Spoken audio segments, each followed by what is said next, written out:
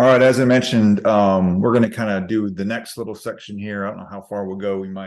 This one might be a little longer than the first session. I felt like the first session maybe was a little more of an intro. Now we're kind of getting into the nuts and bolts, a little blocking and tackling. And so we have, several different elements that we're going to see here on the balance sheet. The main three categories are what we see here at the top. We have our assets, our liabilities, and our equity accounts. And again, to be clear, when we talk about the equity piece, we're talking about, permanent equity accounts, not revenues, expenses, gains, losses, and dividends, just those permanent accounts. And so we're talking about assets. The first group of assets are called current assets. And again, I know you've seen this, but we're just going to make sure that we highlight exactly what we're talking about. And so the first section of assets, those current assets are either cash or other assets that are going to be converted to cash within 1 year. There are some firms that have an operating cycle that's longer than a year. And so in those cases, you would use that operating cycle rather than the 1 year threshold. But the vast majority of firms have operating cycles that are much shorter than 1 year. And so, kind of 1 year is kind of the default. But to be clear, though, GAAP does permit, for a longer operating cycle for a current asset to fall outside of 1 year. And then the order is an order of liquidity. So obviously, cash is going to be the most liquid because it's already cash. And then after that, it's everything it's going to turn into cash as quickly as possible. And so certain firms will kind of order their assets a little bit differently than other firms. I would say at the top end, there's kind of a normal way we do things, cash, short-term investments, receivables. Those are almost always the first three. After that, then inventory, prepaid items, supplies, all these other things, the order can get a little bit, different. And so, if you're thinking about how do you prepare for a test or something like that, have those first three solid, cash, short-term investments, receivables, and then really the order after that, is pretty flexible. And then the second major category are long-term assets, and those are going to be consumed or converted to cash outside of 1 year, or of course, if an operating cycle is longer, then we'd use that. But the order there is really meant to be an order of liquidity, but I would say it's a bit more rigid. So, current assets are sort of one group, and the order is kind of order liquidity. And then long-term investments is the next group. Then property, plant, and equipment is after that. And then intangible assets is after that. And those three are pretty rigid in that order. If you wanted to report outside of that order, I think you'd have to have a fairly compelling reason, because it's much easier to convert a long-term investment into cash than something like a building or land. And it's almost always going to be easier to turn land or buildings into cash than something like an intangible asset, which could be much more difficult to sell. And so that's the order that we have them in. On the liability side, we kind of similarly have two broad categories. And so current liabilities are the first one, and similar to to current assets. A lot of students will default into thinking that it's, 1 year, something that's going to be paid within 1 year. And while practically speaking, that's true, technically, that's not the answer. So technically, these are obligations, and to highlight, expected to be satisfied through the use of existing current assets or the creation of new current liabilities. And so notice that there's no 1 year, one operating cycle threshold when it comes to our definition of current liabilities. But because it is sort of tied to those, current assets, practically speaking, these current liabilities are those that have been turned in or will be turned in, will be due within 1 year.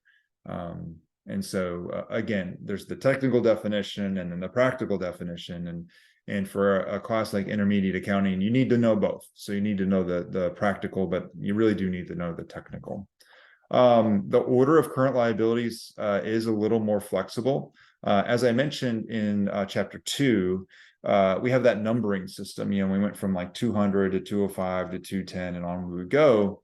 And we talked about that order typically is like frequency of transactions. So, accounts payable is usually a very low 200s number because it's a very frequent sort of transaction. And so it tends to have a very low number. Whereas something like a bonds payable might have a higher number because, with the bond, you're probably going to have one transaction. And so that order is one way. I've also seen order based on materiality. In other words, how big is the account? But I would say, frequency of payment. See, I've lost my cursor there. Frequency of payment tends to be the most common way we see that applied. And then long-term liabilities are those that are going to land outside of 1 year or one operating cycle, or really, again, this is more, I guess, the practical definition, or I'd say more likely, settled with something other than existing current assets or through the creation of new current liabilities. And when I say existing, what I mean is, because you could argue, well, you're always going to settle liabilities with cash, so isn't that always a current asset? But we want to be very clear is when we talk about the balance sheet date, it's saying this liability will be satisfied with current assets on the balance sheet right now, or the creation of new current liabilities. And so if I have a bond payable that's due in 10 years, I'm not using cash that I have right now to satisfy that obligation. So it's not current. I mean, it's a non-current liability because I'm going to use cash, but probably cash that I get 9 or 10 years from now, not cash from today. And so I want to be very clear when we talk about this distinction between current and non-current, we're talking about existing current assets as of the balance sheet date. So I just want to be clear on that distinction. On the equity side, two broad categories here. We have paid in capital and retained earnings. I have often heard shareholders' equity referred to as net assets of the company. Especially as you get into like a smaller, medium-sized business operation, this is a term they're going to use. Like, oh, what are my net assets? What are the net assets? That's a very common phrase. And really what, the shareholders equity is, it's the residual. If you kind of rearrange this top line equation, you could just as easily say, well, equity is assets. So I can write this minus liabilities, right? If I rearrange the equation, it's really saying so that the equity is that net asset, the residual assets of the company. Now there are two main sources. Again, paid in capital. Those are contributions that are made from owners of the company. Common stock, additional paid in capital, those kinds of things. But it's owner's contribution into the company, whether it's cash or other assets. And then retained earnings, that's the equity, the net assets that have been created through the operations of the company. So if I have positive net income and I retain that into the company, that's going to increase the equity of the company. And then there is this other account called accumulated other comprehensive income. It's certainly less frequent, but it is another permanent equity account that is reported by a lot of firms. It's something that you'll see, even Target, if you remember their 10K, they had accumulated other comprehensive income. And so it's while it's less frequent, it's still a fairly common account to see. So make sure you understand accumulated other comprehensive income is a balance sheet account.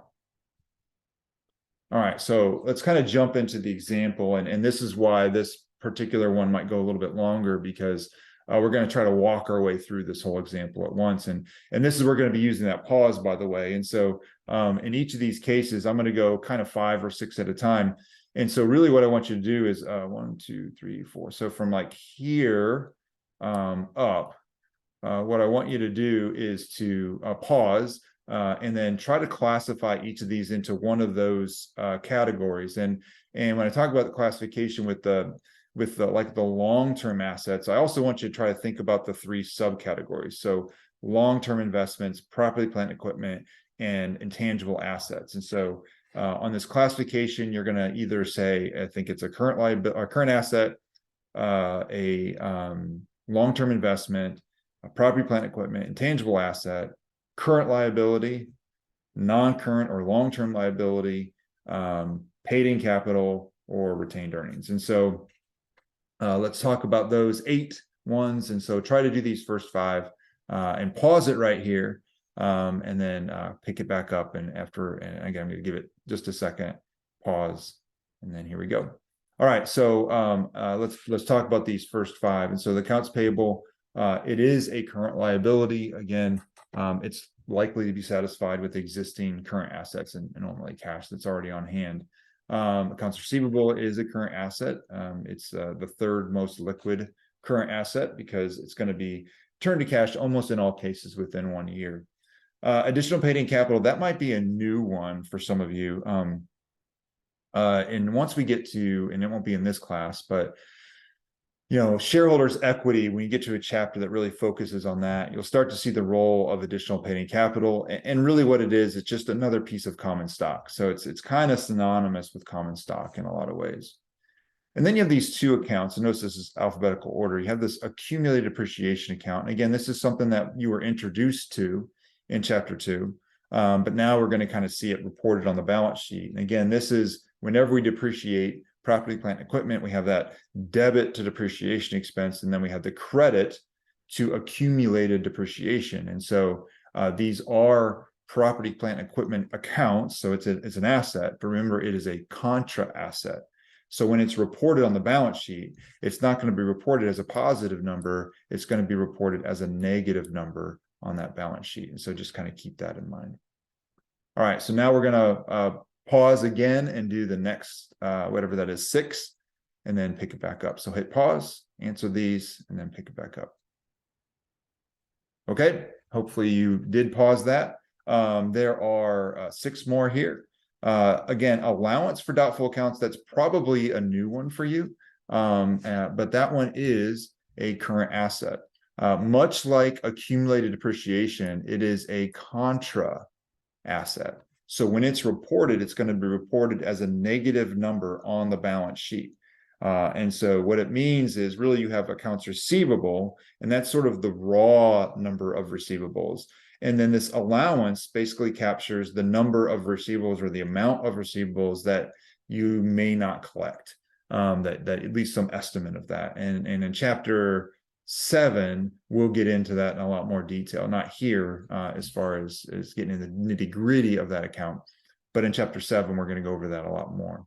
Bonds payable, hopefully, is one that you have seen, and it is going to be a long-term liability because most bonds are maybe 10 years or something further out, and so it's not going to be satisfied by any existing current assets, and so it's going to be long-term.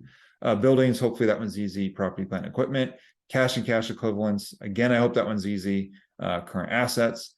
Common stock, you've seen that account before, and again, it is the paid-in capital account. It's that contribution from the shareholders. Copyright might be a new one. And so a copyright is basically a right to some sort of intellectual property that's been created. It could be a song, it could be something that's written, it could be software, there's lots of things that it could be, but because there's really not necessarily a physical substance to it, we classify that as an intangible asset. So it is the least liquid of the types of assets that we have, but it is still an asset, even though it's not something tangible that we can touch. So it is an intangible asset. All right, so now we're going to do the next 6. And so let's see, 1, 2, 3, 4, 5, 6. So kind of from here up, and again, hit pause and then jump back to it. Okay, goodwill is that one account. I think I already talked about it a little bit in the lecture earlier. Goodwill, from an accounting perspective, goodwill is basically when a company acquires another company. Most often they will pay over the net assets, and we already talked about net assets, so the book value, and so whatever you pay over the book value, that is what's called goodwill. And so whenever you see goodwill on a balance sheet, it means that that company has at some point acquired another company and paid over the net assets. And so it's a very specific thing, but again, it's not something we can physically touch, and so it is an intangible asset. Interest payable is an account you saw before. that it's a current liability. Again, normally it's going to be satisfied with either existing current assets or with the creation of new current liabilities. Inventory, hopefully that one's easy as well. Land, I hope it's fairly easy. And then long-term investments, we do have short-term and long-term investments. And long-term simply means that you plan to hold it, outside of that 1 year or one operating cycle, but you still could conceivably sell it anytime that you want. And then finally, office equipment. I hope it's obvious that that one's another property, plant, and equipment account. And then we have our last 6 here. And so hit pause again and see if you can classify each of these. Okay, we're going to pick that one up. Retained earnings, that one's pretty easy. Retained earnings. Prepaid rent, again, that's an account we've seen before. That is a current asset because the idea is that that rent is going to expire within 1 year or one operating cycle. Salaries payable, again, it's going to be satisfied with existing current assets. Short-term investments, it is the second most liquid asset, but it is a current asset because it can be turned into cash very quickly. Supplies, again, we use those typically within 1 year. And then finally, this is one that a lot of students do get wrong, but unearned revenue is a liability. It's capturing those things where I've been paid today, but I have to now satisfy some sort of obligation in the future, and it might be providing a good or providing a service, but I have not earned the revenue yet. This is an obligation that I have, and so that's why it's a current liability. And most of the time, that unearned revenue is going to be expired, or it's going to be satisfied, or that sacrifice is going to be made within 1 year, and so that unearned revenue is a current liability. All right, so let's take all that information from that sheet, and you're going to maybe want to keep referencing it if you have it available, and now we're actually going to create and format the balance sheet. And so when we talk about 49er company, a couple of things I want to highlight here is first of all, the way that the date is formatted. And it says, as of 12/31, and the key is the as of. It's a point in time. And so whenever you see a balance sheet, it's going to say as of a certain date. And the reason why is because it's trying to clearly communicate this is a point in time. Things like an income statement is more like a flow, and it'll say like for the year ending, or for the period ending, or for the month ending. And so that's more of a flow statement rather than a point in time. And so it's really important you pay attention to the date format. We classify all our assets together as one group. Now I'm going to be kind of doing slide by slide. Understand when you create a balance sheet, it's going to be north and south, right? So every slide, just kind of imagine it sliding under the one before. And so this is sort of the very top.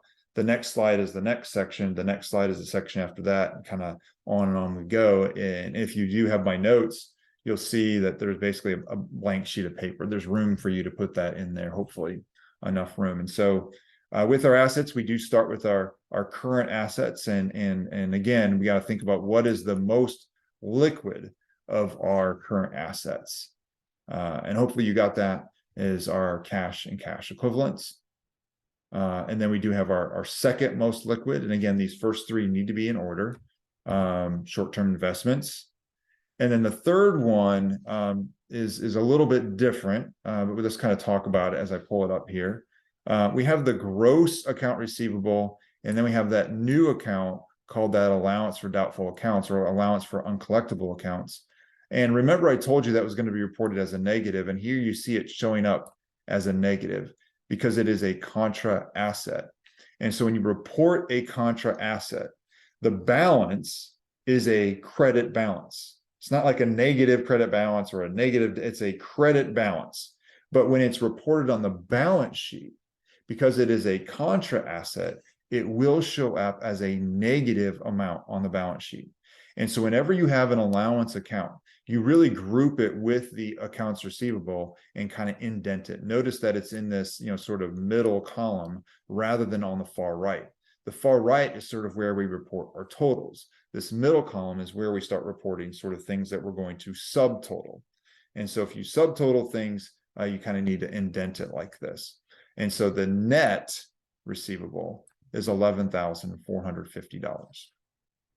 And then the order after that is pretty flexible. I'm going to present it in the order that I'd say is pretty typical. which is inventory, supplies, and then prepaid items.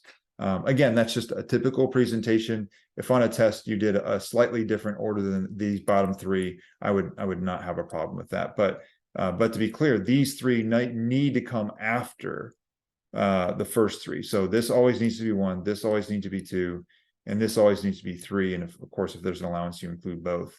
And then, sort of after that, whatever you have left kind of gets listed after that. But again, each of these are our current assets, and then we total up our total current assets. Now, convention really noticed that this is sort of left justified and then slightly indented and slightly indented more.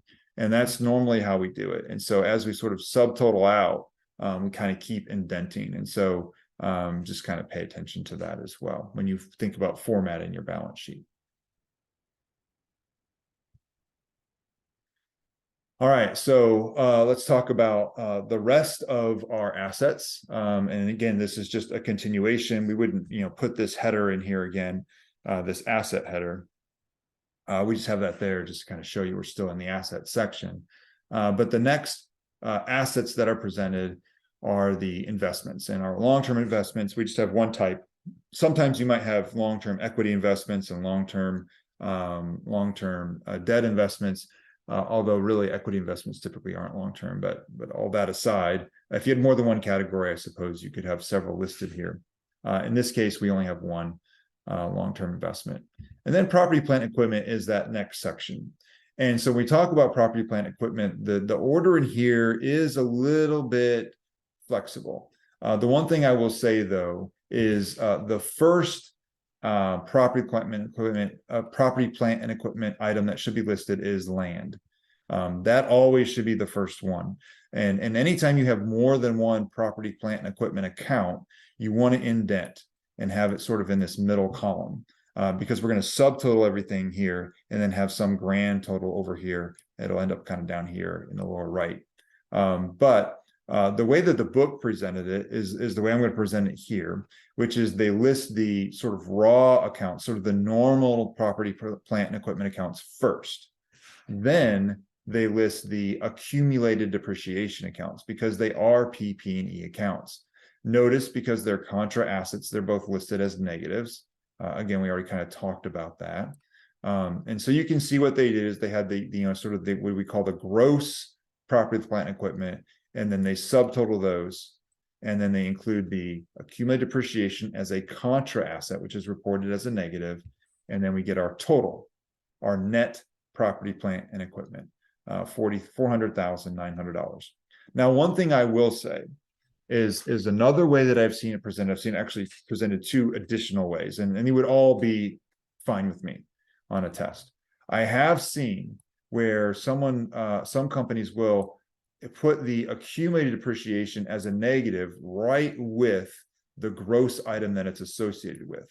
And so rather than sort of having this subtotal here, you would just have land, and then you have office equipment, less accumulated depreciation, buildings, less accumulated depreciation, and then just one total out here to the right. That's fine. I've also seen it where the accumulated depreciation gets reported up here, sort of in parentheses, where I'll say like office equipment, and it'll say like net of accumulated depreciation equals, or of accumulated depreciation of $75,000. And then it would report just the net amount. And sorry, I realize now my arrows are in the wrong spot, but hopefully you kind of see equipment should be with equipment and buildings with buildings. But all of that to say, I'm going to do this. No, it's still there. All of that to say, then you would see like on the buildings, it'd be 360,000. So it'd be 285,000. So it'd say buildings net of $75,000 of accumulated depreciation. And out here, it would report 285,000, or even maybe out all the way out here potentially. So just be aware that when you do these reports, there's lots of different formats. The one that's presented here is the book format. And so you can't go wrong there. But I did want you to let you know that sometimes the way that property, plant, and equipment is reported is a little bit different in practice. And then further below that, we do have our intangible assets, both our goodwill and our copyright, and then our total assets all the way subtotaled out, $564,050. right. So now our liabilities and shareholders equity. We do have our current liabilities, again, typically in order of frequency of the transaction. And so I chose, in order that, probably fits that. I'd say the only place where it might get a little sketchy is right here between these two. Accounts payable almost always listed first. If it's not, you'd have to have a pretty good explanation for why it's not. The order after that is pretty flexible though. So in this case, it just, interest payable and salaries payable. Normally speaking, this is a monthly entry and this is a monthly entry. So, it is what it is. Unearned revenue is a little more squishy. It might be every month, but it might be 6 months before you touch that account. So it's hard to say. But again, usually order of frequency there. And of course, we subtotal them out to our total current liabilities. And then we do have one long-term liability, that bond payable. And then of course, we total it all up to get our total liabilities, $146,000. Shareholders equity. In this case, there were 3 accounts. There were 2 paid-in capital accounts and then retained earnings. The 2 paid-in capital accounts were common stock and additional paid-in capital. And then our retained earnings account was our third one. We total those up, and then we total all of our liabilities and shareholders equity together. And notice that the $564,050 is exactly the same total as our total assets. And so on a test, if you were to create a balance sheet, which you're going to have to do on the test, you're going to have to create a balance sheet. I'm going to give you accounts. I'm going to give you balances, and then you're going to have to create a balance sheet from scratch. If you work through a balance sheet thoughtfully and carefully, you hope that total assets and total liabilities and shareholders equity equal each other. That's what you hope happens. It doesn't always happen though. A lot of times, I'd probably say more than half the time, maybe even 75% of the time, students will do a balance sheet and they will not equal. My advice to you is, if that happens, I would look again through my balance sheet very quickly. And if I can readily identify the mistake, correct the mistake, retabulate, and hopefully that fixed the problem.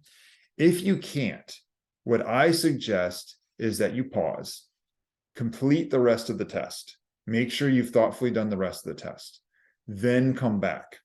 When you come back, what I would do is, I would make sure that you can specifically identify a mistake. Because when I give you a list of accounts, I'm going to have balance sheet accounts, and I'm going to have accounts that shouldn't be on the balance sheet. And you've got to kind of figure out, what should I include? What should I not include? And so, every time, let's say I put sales revenue, income statement item, and you decide to throw sales revenue into your balance sheet, that's -1. And if cost of goods sold, -2, dividends, -3. So you want to keep all of them out. And so when you talk about trying to fix a balance sheet, if you start messing with things, you could actually create more problems than you're solving. And so if you studied diligently and it didn't add up, odds are the mistake you made is minor. And so if you cannot identify that mistake and know that that was the mistake, then I suggest you leave it alone. Now, obviously, if you didn't study a lot, who knows? But I'm really speaking to the students who prepared and took their time to really understand the balance sheet. If it doesn't balance, odds are you made a minor mistake. Try to find it after completing the rest of the test. And then if you can't, just leave it alone. That's my advice anyway. So we're going to stop this lecture, and then we're going to complete the rest of it here in a minute.